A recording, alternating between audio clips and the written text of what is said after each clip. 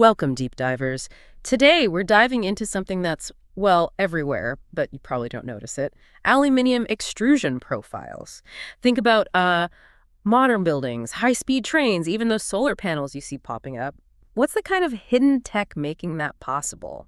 Well, today's deep dive is your shortcut to understanding these crucial shape-shifting components. They're quietly changing everything, really, from construction to high-tech industry. It's a great topic because they really are engineering marvels. It's amazing how advanced manufacturing takes basic aluminum and turns it into these incredibly precise, strong, and adaptable parts. They're sort of the unsung heroes in so many modern designs, providing the durability and efficiency that industries absolutely need now. You'll start seeing them everywhere once you know what to look for. Okay, so let's start right at the beginning. What is an aluminum extrusion profile exactly? I mean, it sounds like more than just a metal bar, right? Right, much more. Yeah. Essentially, an aluminum extrusion profile is a component shaped to a specific design. Mm. You take an aluminum alloy, a special blend, not just pure aluminum, you heat it up quite a bit, and then you force it through an opening, a shaped opening called a die. This literally pushes the metal into a very precise cross-sectional shape. But the cool thing is, this isn't just about the shape. The process actually enhances the material's strength. So you get something strong, structurally sound, but still really lightweight and corrosion resistant. That's why they're so heavily relied on, from complex building frameworks to heavy industrial machines. Their adaptability and long life are key. Ah, okay. So it's kind of like industrial strength Play-Doh, but with real engineering precision. How does that shaping process work to get such uniform results? Yeah, that's a good way to think about it. The process starts with these big cylindrical chunks of aluminum alloy. They're called billets. You heat those billets until they're soft but not liquid. Then, under immense pressure, like really high pressure, they're pushed through that custom-engineered die. This creates a continuous length of the profile with that exact cross-section. Afterwards, it's carefully cooled, often stretched a little to relieve internal stress and align the grain structure, and then finally cut to the lengths needed. And it's not just simple shapes. This lets us create an incredible variety. Standard stuff like angles and tubes, sure, but also really complex. Custom designs for, say, solar panel frames, components and transport systems, or specialized industrial enclosures. Extrusion makes these complex shapes feasible. Okay, that makes sense. Now let's get into the why. What are the standout benefits that make these aluminum profiles so, well, indispensable? Ah, right. The benefits. This is really the core of it. First off, the strength-to-weight ratio is just phenomenal. They offer really high strength, but they're significantly lighter than steel, for instance. That's a huge. Plus, anywhere weight is a factor. Think vehicles needing better fuel efficiency, or even just making large structures easier and cheaper to transport and install. And the design aspect, you mentioned complex shapes. I've definitely seen some intricate structures that look like they use these. Exactly. That points to their incredible design flexibility. Unlike, say, needing to weld bits together or do complex machining, extrusion can create really intricate shapes, even hollow ones or multifunctional profiles, all in one go. Imagine custom parts for performance cars or those complex architectural facades you see.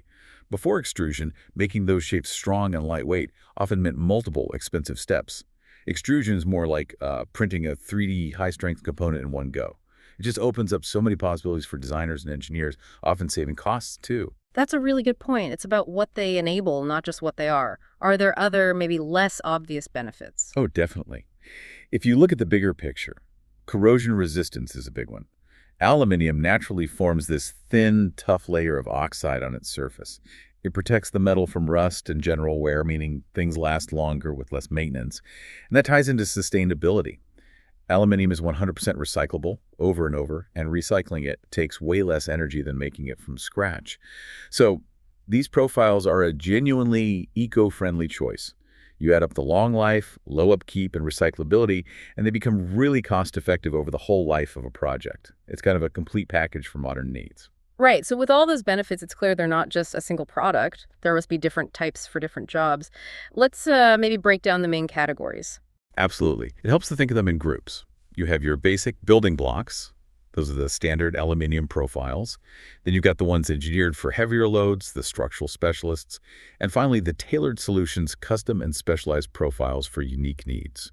Okay, starting with the building blocks.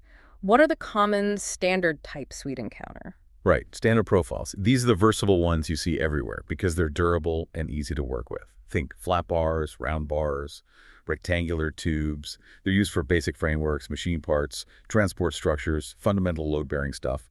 Then you've got aluminum angles and channels. Angles, the L-shaped ones, are great for structural support in frames, shelving, even trim.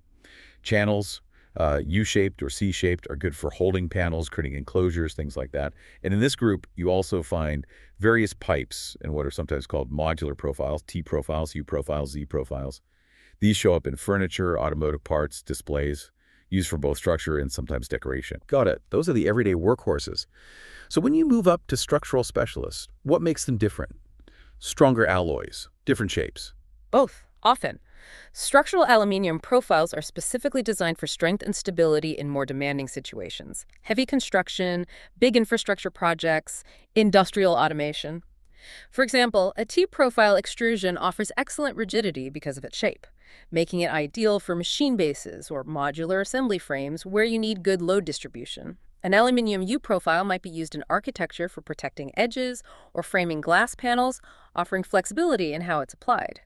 And the aluminum Z profile, its offset shape, is clever. It's great for things like roofing or cladding systems, allowing panels to interlock or providing strong support away from the main structure. This category also includes those modular aluminum profiles, often with P-slots. They're incredibly versatile for building things like workstations, automation lines, or conveyor systems because they're so easy to connect and reconfigure. That makes sense. The shape really dictates the best use. Now, what about those tailored solutions? When do standard or structural just not cut it? You go for custom aluminum profiles when your project has really specific needs that the standard shapes can't meet. Maybe it's a unique dimension, a complex geometry, or a particular performance requirement. The main difference is optimization. Standard profiles are general purpose. Custom profiles let you design exactly what you need, potentially using material more efficiently or integrating multiple functions into one piece. You'd choose custom when you need, say, maximum weight saving in aerospace or seamless integration in automotive design, or maybe a very specific aesthetic in architecture, things that demand non-standard shapes or performance characteristics. Okay, and you mentioned specialized profiles earlier. Are they just super custom, or is there another distinction? They're often a type of custom profile, yes, but typically designed for very specific high-performance functions, where even a general custom shape isn't enough.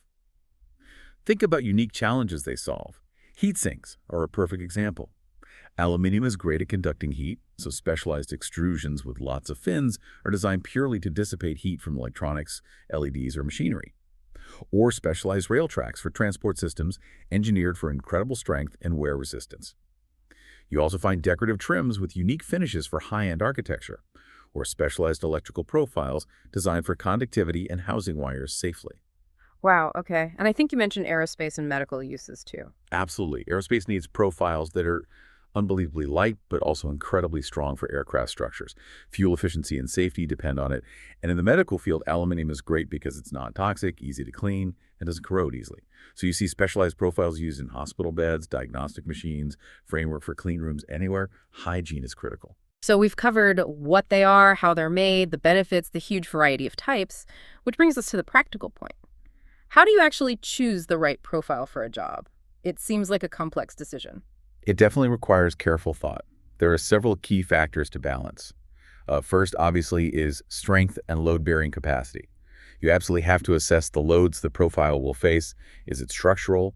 How much weight or stress? This dictates not just the shape, but also the specific aluminum alloy. Some are much stronger than others. Right. And what about how it looks or how long it needs to last in, say, bad weather? That's where surface finish and corrosion resistance come in.